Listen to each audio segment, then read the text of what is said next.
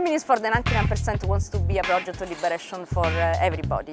And this is what the meaning of for the 99% is. So, in other words, it is a feminist project. So we start from, and it's a working class project. So we start from a partial perspective, a particular perspective, but in order to elaborate a project of liberation for the whole of humanity.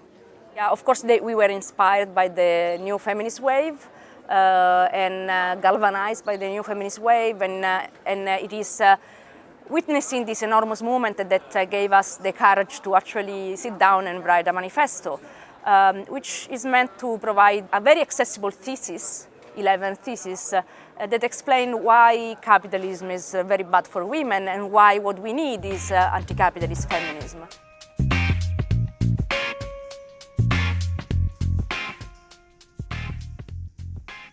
So the new feminist movement internationally started in 2017 after the big women's strikes in Poland and Argentina in the fall of 2016.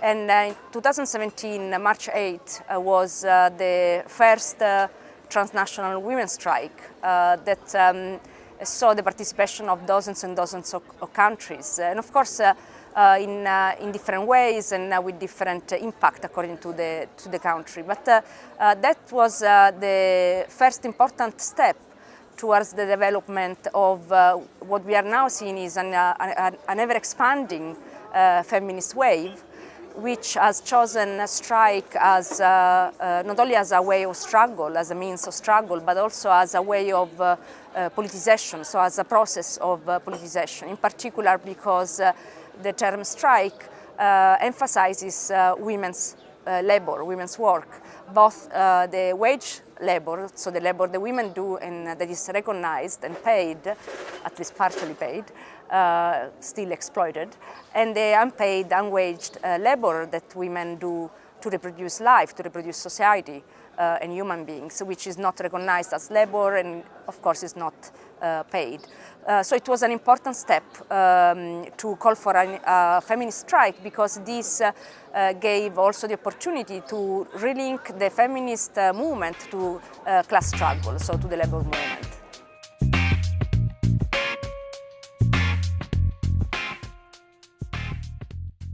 The problem is that for decades, the predominant feminism has been liberal feminism, and feminism has always had this divide between liberal feminism and working class or class struggle feminism throughout its history. But in the last decades, liberal feminism was the hegemonic force and presented itself as what feminism is about. And I think this is what caused the problem today, in the sense that clearly that kind of feminism is not class struggle feminism and doesn't take into account working class women. But the response to that cannot be reductionism, cannot be to say, let's speak about the worker as if workers didn't have a gender or a race. The real response is to articulate a working class feminism. Just to give an example, sexual harassment in the workplace, it is really something that has directly to do with class exploitation, with disciplining the female labor force. Sexual harassment is used explicitly as a way to discipline women workers. So then the experience of going to a workplace and being exploited as a worker, but also being subject to sexual harassment and so on, or marginalization because of one's gender, it is not divided.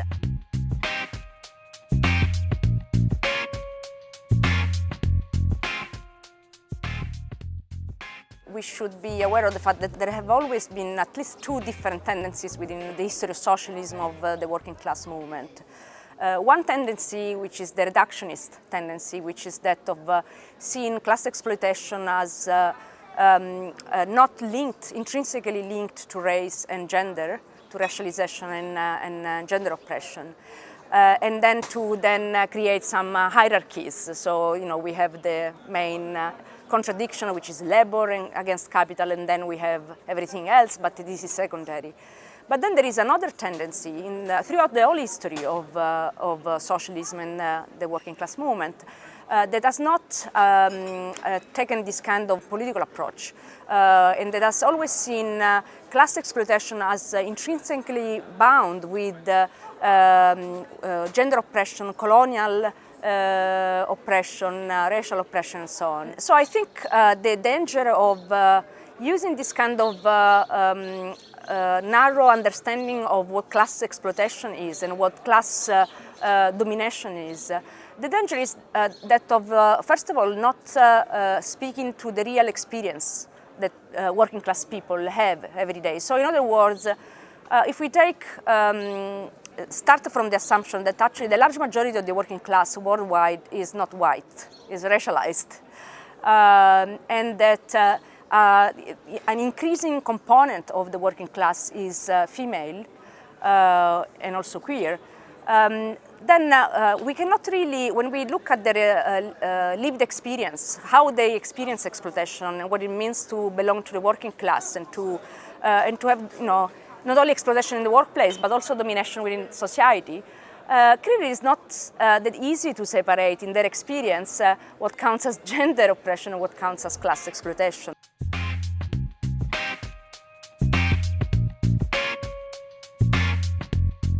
So the composition of the movement clearly varies according to countries, but in countries like Argentina or Spain or Italy, or Poland, it has taken really mass dimensions with an activation of important sectors of the working class.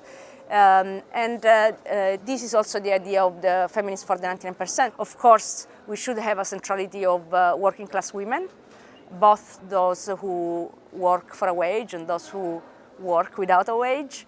But at the same time with the ambition of mobilizing the whole of society around the demands and the claims and the analysis articulated by working class women, immigrant women, racialized women. So I think the aspiration of both of the movement but also Feminists for the 99% is to, as I said before, to in a sense be in a movement that starts from the particular, which means a particular viewpoint on the capitalist reality in which we all live, that mobilizes and aims at mobilizing, first of all, working class women, but then also with the capacity of expanding, or with an old term we may call it, hegemony, basically.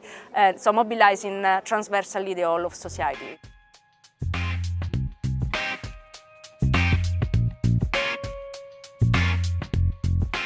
The movement has already organized 3 transnational strikes, and the dynamic has been expansive. So the last strike was bigger than the previous one. But of course, organizing strikes after strikes cannot be the only way we move forward.